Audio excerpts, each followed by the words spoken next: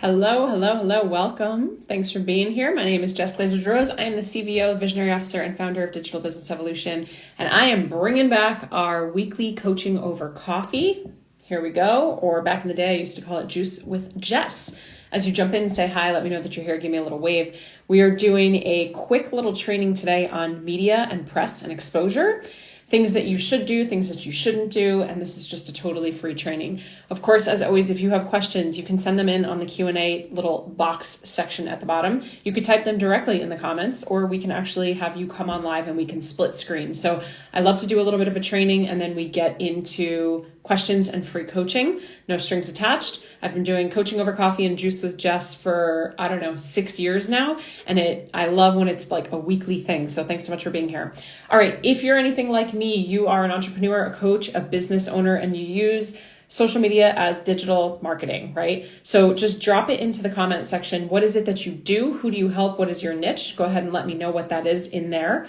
And if you're anything like me, you know how important it is to borrow other people's audiences, right? So we want to borrow other people's audiences, meaning if we do a collaboration or I'm a guest on someone else's audience, I get to borrow the audience that they've built over time, and I get to get put in front of their audience. Now, not only can I get put in front of their audience, which means there are more eyeballs, awesome, but I actually, if I'm on something like a podcast or doing guest coaching, I actually get a third-party stamp of approval from that other person. And so the best way that we can get business or gain leads that trust us is by having other people say that they trust us. I love this. Helping people with broken fingers dance again. I will be there on Monday. I'm going on Friday to see if I need surgery, so wish me luck, but thank you so much. Okay, so borrowing other people's audiences is fabulous. Now, you can do this many different ways. You can do collaborative lives with people, like on Instagram right here. So if I were to jump on and do a live right now with one of you, your audience would get a notification that not only are you live, but I'm live with you. So this is called cross-pollinating. This gives us an opportunity to cross-pollinate our audiences, and we get in front of other people that we maybe wouldn't get in front of otherwise. Now, what's really great as a business owner is when you cross-pollinate with someone else who their audience is your ideal client as well. How great is that? So now you're getting in front of other people that are probably your ideal client, and you're getting this sort of third-party stamp of approval when someone is saying, I love this person, I can vouch for this person, I've worked with this person, I back them up, I've known them for X amount of time, they're the real deal, they've got integrity, so on and so forth. So if you're anything like me, you're a podcast junkie. I have been for a decade. I love listening to podcasts. And when you're listening to a podcast and the interviewer, the podcast host, has someone on and they edify that person and they say, this is the best plastic surgeon, this is the best dog trainer, I swear to you, this is the best nutritionist, I've worked with this person before, I love them, I trust them, I had a great experience. What they're doing is they're giving that person a third-party stamp of approval. And now you're more likely to immediately build that know, like, and trust with that new person in your world, in your orbit, right? Because someone that you already trust is saying, I trust this person. It's the same thing with affiliate marketing. So when we see a lot of influencers or people that are doing affiliate marketing and they're sharing the products that they use or the products that they love, and you trust them, you're like, okay, cool. I don't have a problem buying it through your link. I don't really care if you get a financial kickback, because if it wasn't for you, I wouldn't know about this product. Or this is no different than friends of yours saying, oh my gosh, have you tried that new restaurant in the town that just opened up? I loved it. We went there the other day. The service was great. The food was great. Now, the difference is when you tell people about a restaurant you love, a clothing store you love, maybe a movie that you went to go see, most of the time you're not getting a financial kickback or commission for telling people about it. Okay, no big deal. But you immediately trust that person because you trust the person telling you. So when it comes to media and press, it's really important for you to, number one, know how to pitch yourself for media and press. Number two, you want to know what is the intention for yourself pitching this, right? If I get this article, if I'm on this podcast, then what? So as always, we want to start with the end in mind. So if I'm going to be going on someone else's podcast, I'm going to be doing a live with them, I'm going to be doing a guest coaching, I'm going to be doing an article. What do I want the reader or the audience member to feel? What do I want them to learn? What's my intention for going on? Is my intention simply for getting exposure? That's fine if it is. Is my intention for hoping that people are going to come over to my account and start following me?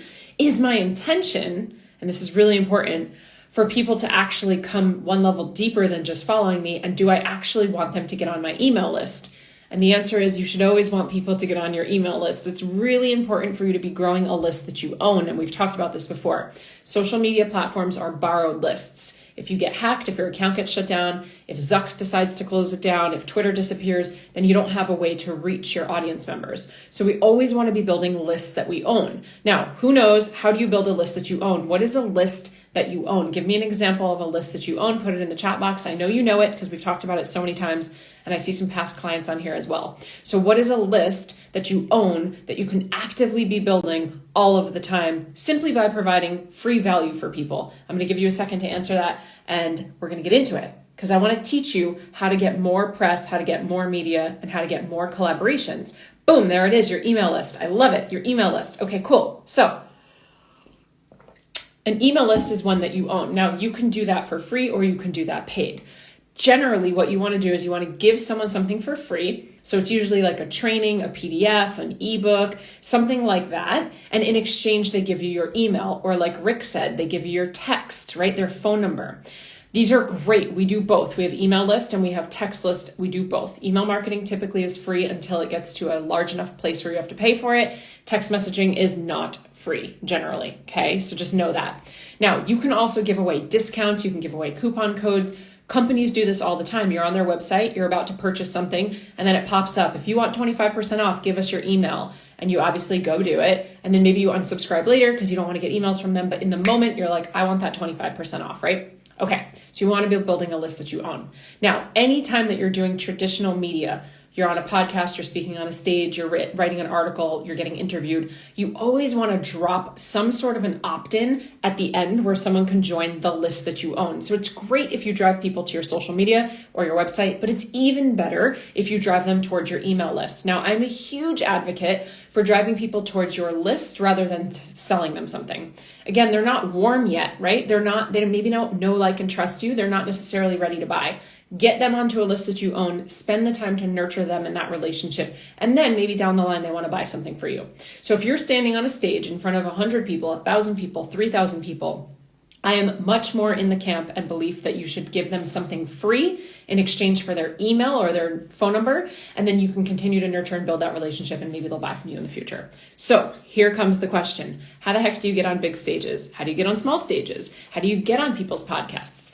Well, the way that you're going to do this is you're going to spend some time and you're going to pitch yourself to different people and different platforms.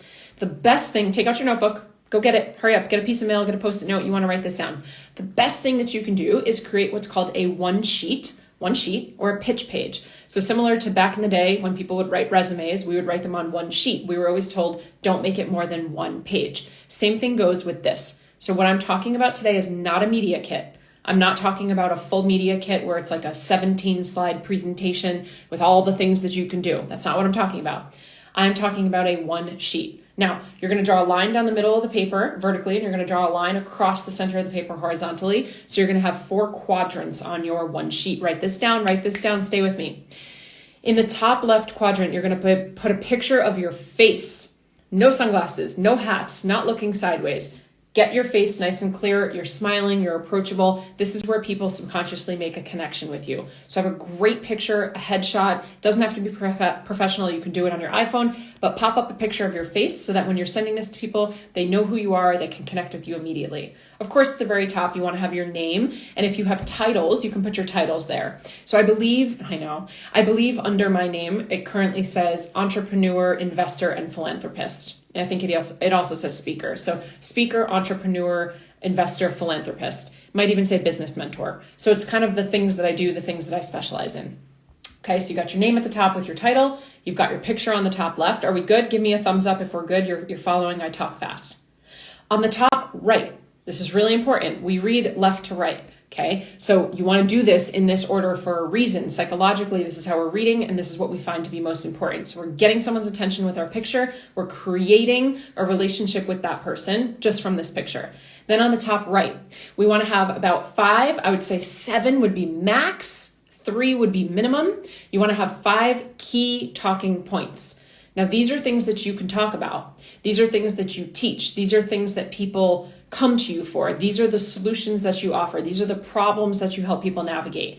Think of these 5 topics as key elements in your business. So these are going to be key pillars of things that people can get when they come to you, when they come to your company, when they come to your business or your consulting. These are the main areas of things that you talk about and you teach in all of your content and everything that you do. Now, you want to write these key things in a very polarizing way. So what you don't want to do is you don't want to just tell someone in your key talking points exactly all of the pieces of the information, because then you leave nothing to the imagination. So let me give you an example here.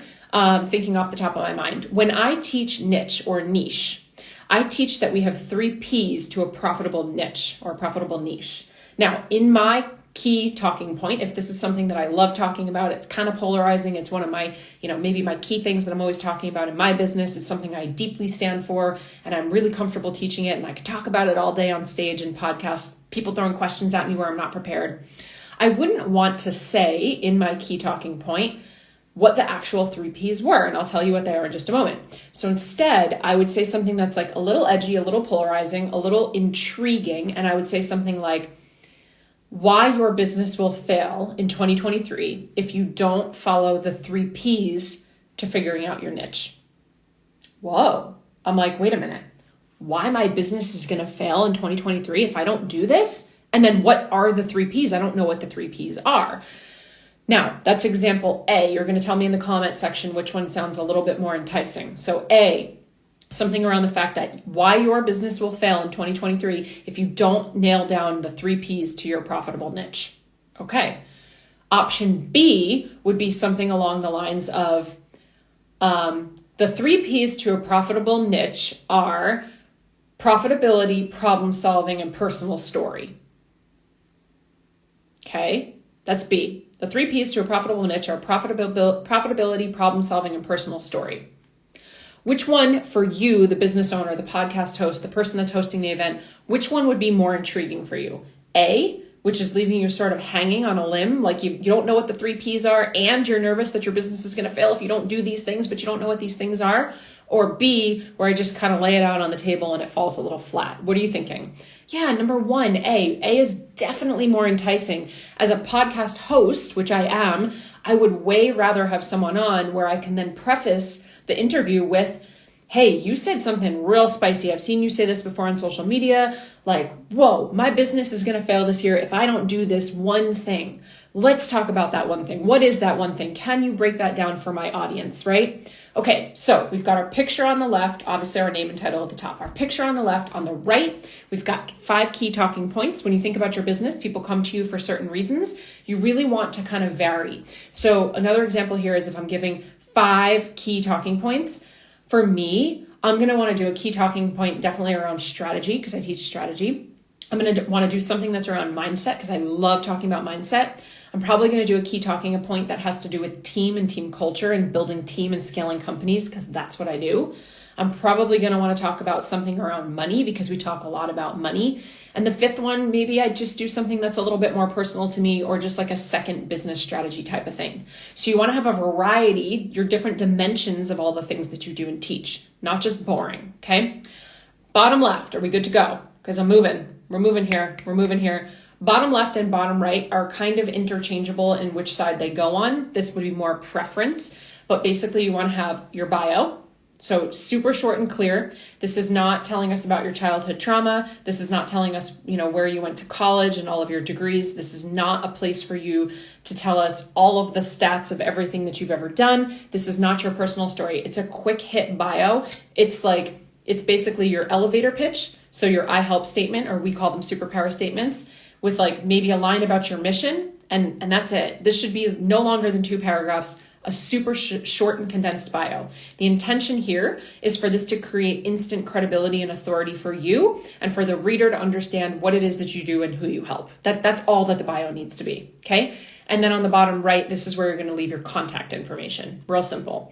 With your contact information, I love also including like your social media, not just your handles, but your numbers. Now, you might think, I don't have a big following, so what's the point of me putting it on there? You still should put it on there because even 500 people is a big following. I know I get that it's relative, but if 500 people showed up to your house for a barbecue, you would be like, oh my God. If you had a retail store, a coffee shop, or like a clothing store, and 500 people walked in the door, you would be over the moon excited. So in your contact area, of course, you want your name, you want maybe your phone number, you want your email, and then you want to put your different social handles. You might, if you have a large email list, you might also want to put how many people are subscribed to your email list if it's big, because that's really enticing for somebody. If you have a YouTube channel, how many subscribers? If you have a podcast, how many subscribers or downloads do you get monthly? Again, if those numbers are really something great. If you don't feel comfortable putting your social channel numbers on there, at least still put your social channels on there so that the person can go check you out. Now, something else that's really cool that you can put into that fourth quadrant is also if you've ever been edified by, I don't mean famous, higher, popular guru. I'm not talking about that. But if you've ever been edified by someone that is well known in your industry, you can put that in there as a quote with their name and maybe even their picture. So if someone in the industry has said something really incredible about you, if you don't have something like that, if you've ever been on someone else's podcast that's like a big deal podcast, you can say as featured on. You can also put here all of your featured in. So I have a lot of other media and press. So I have all of my featured in. I actually have them across the whole bottom of the page because I've got quite a few. And the other thing that you can do in the bottom right quadrant, if you don't have any as featured in yet and you haven't been edified by someone that is well known, you could put client testimonials in there or a client quote in there. I wouldn't do more than one because no one's going to read all that. So we've got our name and title, we've got our 4 quadrants, and at the bottom we've got our as seen ons with, of course, our contact information. Now, what do you do with this? How are we doing? Do we have questions? Would you recommend pinning your page to your social media? Yes. So if it's a digital version of this page, a PDF, a digital version, you always want to make it clickable, and you could do that on Canva. So when you're creating this in Canva, you can make it clickable. So the little Instagram icon can take us to the Instagram page, the YouTube icon can take us to the YouTube page, so on and so forth.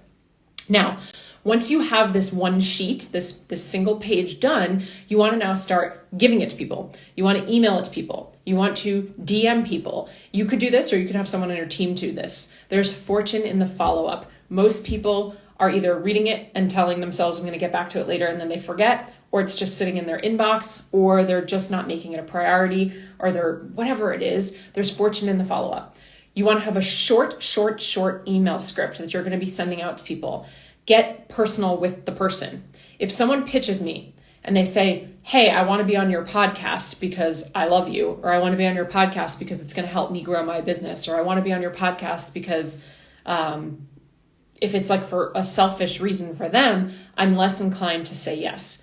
If they understand who I am and what my podcast is about, and they DM me or they email me and they say something along the lines of, Jess, I love the Digital Business Evolution podcast. I've been listening to it since the beginning. I love the fact that you help men and women of all different sizes, ages, ethnicities, and global, cultures create and scale their businesses. One of my favorite episodes was this one because now I know that they're listening.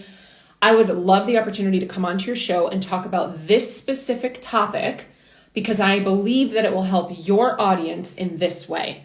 Remember, when you're going on someone's stage, it's not about you or them, it's about the people in the audience. So how can you coming on my show help my audience? What value can you provide to my audience? And if you don't even know who my audience is or who my ideal client is, I'm probably not going to say yes to you. If you're trying to come on for selfish reasons to grow your social media account or your influence, I'm probably not going to have you come on. But if you approach it from the lens of, this is what I do, this is how it can help your audience, and in fact, I think that this is a gap that you're not talking about, or I know that you're not an accountant and I am, so I can talk about the financial side of business legally that you can't talk about, or Jess, I love how you talk about this one thing. I actually have the complete opposite belief from you. I'm not here to argue with you, but I'd love to show your audience another perspective, and here's why.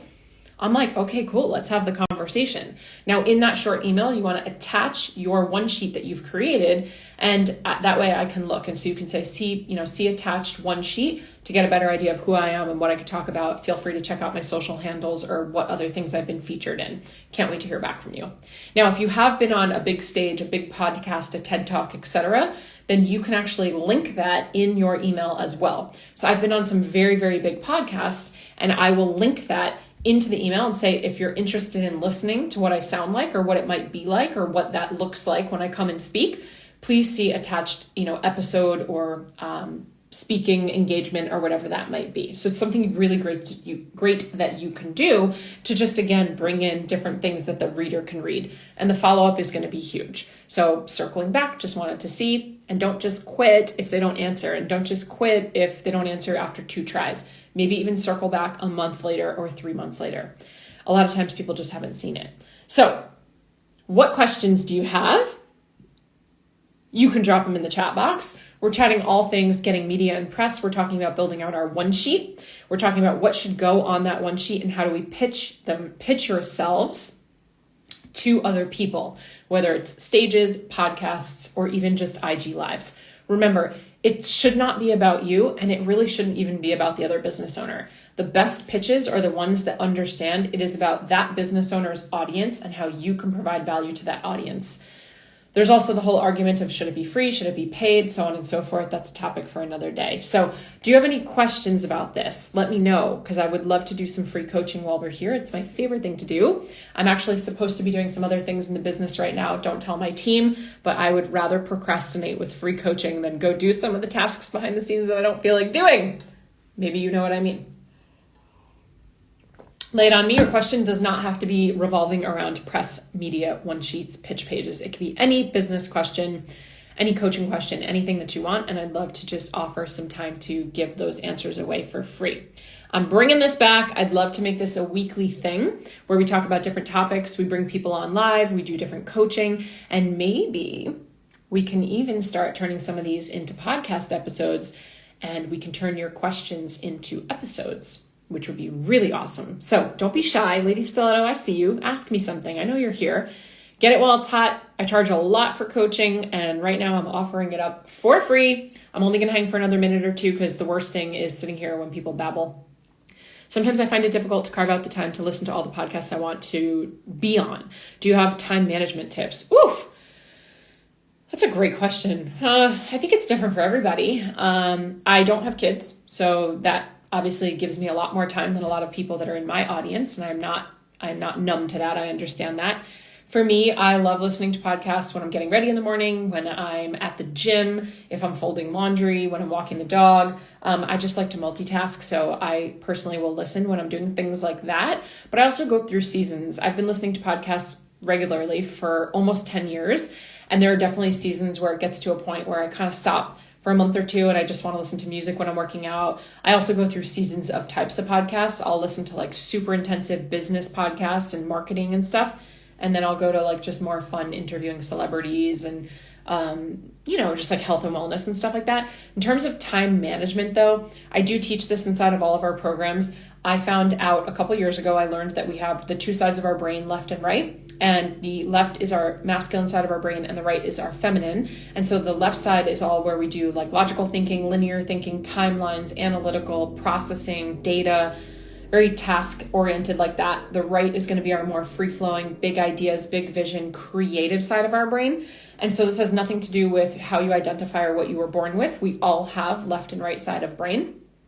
When you task jump from the left to the right, it could take your brain, there's science that shows it could take your brain up to 21 or 23 minutes for it to actually settle back into being present again, which is why sometimes at the end of the day, we didn't do a lot, but we're exhausted mentally. So what I have found is that I try not to task switch. So this isn't so much about batch working content creation, but it's okay, if I'm going to be doing a live and I'm going to be doing coaching and I'm going to be doing Canva, these are all feminine right side brain things that are very creative. It's probably not the best for me in between all these things to sit down and have a meeting about our Q1 debrief and to look at data and metrics. So I just try to separate those things. And that goes down to even listening to podcasts, like you're saying, that's very feminine. You're in the learning mode. And so I would just try to keep some of those things near each other and then later on in the day switch to something else. Or if you get to a place in your business and life that you can separate your days completely, that would be ideal, at least for me. So now it's taken me years to get here. I only do coaching calls on Tuesdays and Thursdays. If I'm doing guest coaching and I'm coming in and doing a presentation, it's only happening on Tuesdays and Thursdays. Same thing with recording podcasts. I only do them on a certain day a week.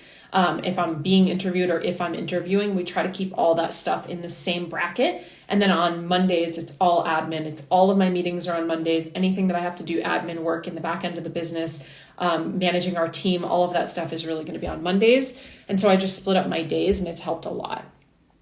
I thought the templates you offer were great. Would you recommend using one more than the other? Oh, yay! So we have a template shop. Take you to the template shop. Yeah. If you're not great with technology or you just don't want to be bothered by it, but you are interested in creating an opt-in page to build your email list, like we were talking about earlier, we have a template. It's specific to Kajabi. So Kajabi is the platform that we use. It's a one-stop shop. If you're going to use Kajabi, we have 4 different templates to pick from. They're really cute. I don't know if I could drop the link fast enough with my finger. So, but I can get that to you. And so on our template shop, you could just go to jessglazer.com, Glazer, not DeRose, jessglazer.com. And we've got this template shop where we have 4 different templates. We give you tutorials on how to do everything. It's all plug and play. You can change the colors and the pictures and the font and stuff. We tell you exactly what to write in each section of the template. So it's really just like, it's super plug and play for your opt-in page, as well as the thank you page that comes after that, as well as the welcome email that you should be sending out. We give you a template for that as well. So in terms of, is one better than the other? No, they're all identical. The only difference is the aesthetic. So there's going to be one that's a little more boho playful. There's going to be one that's a little bit more sleek and professional. There's going to be one that's a little bit more electric and poppy. And again, you could change the colors, but the vibe of each of them are a little bit different. So that's the only thing that's different. I see many people who try to include package collaboration prices. Is that something that you would include more so in a media kit? Package collaboration prices. I'm not 100% sure what you're referring to. So if you're referring to something like an influencer package of, I'll do these 5 posts for this much money, then yes, that would be more of like a full media kit for sure. Would you recommend would you recommend hopping on podcasts as a guest before finishing creating your digital product? Yes. Oh my goodness. That's a wonderful idea. It's kind of the same idea as starting your Instagram platform before you're making money, or starting to put out content before you're making sales. It is a great idea to start setting yourself up as an authority and to get credibility and to get awareness and also just to practice, right? It's all about reps. Are there specific times during the day for posting informational content? The short answer is no. You've got people all over the world following you. So what is 12:30 my time right now is 3:30 Eastern. So it really doesn't matter. No, not at all. Cool. Oh my goodness, Leah, I haven't seen you in so long. Any other questions? I'll take another question if you're on. I so appreciate you for being here. And as we wrap this up and put a bow on it, I'll also just let you know, because you're asking and I appreciate it. I broke my finger on Sunday and I have to go to the surgeon on Friday to make sure that I don't need surgical intervention. So put the good vibes out that I don't, because I just don't want it. I don't have time for that. I don't have time for that right now. I'm not interested in another surgery. So meaning if you listed as a keynote speaker or something like that. Yeah. So Lady Stiletto, that would really require more of like a full media kit. And a media kit is going to be not very different, but a media kit, think of it as like an expanded version of just a one page. So the one page that we talked about today, it's like a quick, all the information that I need. Do I want you to come on? Do I think it's a really good idea? Do we make a good fit? A media kit is going to be multiple pages. It's generally horizontal presentation style inside of Canva. You can actually Google or Canva, like search in Canva for a media kit. It will show you what it would look like and it'll tell you what you should put there. With a media kit, you're going to definitely want to have like more testimonials are going to be there. Press and stuff like that is going to be in there. What you could do for people, what your key topics are, not just topics, but like here are ideas of things that I've presented before in the past. Here's what I could bring to your, office or your company. Here's how it's going to affect your company. Here's the bottom line. Here's why it's important. And then at the end, you would have your like pricing and stuff like that, like you said. So yeah, media kit's a little bit different. But a one sheet is all you need for like specific to podcast pitching and speaking on stages, especially if you're doing it for free and you're not putting out pricing offers, you would want to start with that. The other thing that I'll say is just like third-party stamp of approval gets you so far in know, like, trust, so does introduction. So if someone specifically reaches out to me in a DM or an email and they introduce me to someone else and they say, hey, Jess is one of my friends, or I was a client of Jess's and I love this person and think you guys it's a great fit for you. That's a much faster way for me to say yes than if someone just randomly slides into my DMs, because again, it's that third party is edifying this person. And you know that like, if they're saying they know, like, and trust this person, I'm probably going to know, like, and trust this person as well. Yeah. Also with that, if you do have a team or people reaching out for you, for us, when our team is reaching out to people or podcasts or stuff for me, if I have a personal relationship with the person they're reaching out to, I always will personally reach out. In addition to the formal email coming through with my one sheet, I will always send a voice memo and say, hey, so-and-so, just wanted to let you know my team is reaching out about us potentially collaborating together. Really excited to hear back, but wanted to give you the heads up. Let me know if you want to chat about it, if you have any questions. Otherwise, check your inbox or have your team check your inbox. So again, if you have a personal relationship, my belief is always go that route first, right? Cool. All right. I loved this. This was so fun. I love you. Thank you so much for asking questions and being a part of it. Thank you for the warm wishes on the finger. I'll be okay. I am going to save this. I'll keep it up on my Instagram profile page. And I'd love to bring this back. Like I said, I love our Wednesday lives. So hopefully if you loved this, then we'll bring it back. If you're not loving it, I'm not going to do it because it's all about you. It's not about me. So I will save this. I will keep it. As always, if you need me, if you've got questions, if you want to chat about something, let me know. Feel free to DM me. I'm always available. It really is me in the DMs. I talk to everybody. And if you didn't know that we have a podcast, please go listen to it. It's amazing. We're also up on YouTube. We drop 2 episodes per week. It's called the Digital Business Evolution Podcast. It's really good. And we drop them on Mondays and Thursdays. And the last thing I'll say is that we may or may not be opening the doors very soon. We're bringing it back, our mid-tier program that we have, our 6-month mentorship. We're bringing it back. So if you're already making 2, 3, 5, even 10K a month in your business and you're looking to scale, you already have clients who have experience launching and you're looking to scale, you're looking to get into a 6-month, it's a mentorship mastermind. Yes, there's an in-person retreat. Then shoot me a DM and just say beyond. That's all you need to say, beyond. And we'll have a chat about it because we're going to open the doors like now, like in a couple weeks. Like, why not today? Let me know. All right. As always, I can't cheers here. Cheers to your evolution. Thank you so much for tuning in. If you loved this episode, I invite you to be a part of our ripple effect and share it with a friend. And please, if you feel called, take 30 seconds to leave a 5-star review, and I'll be forever grateful. Until next time, cheers to your evolution.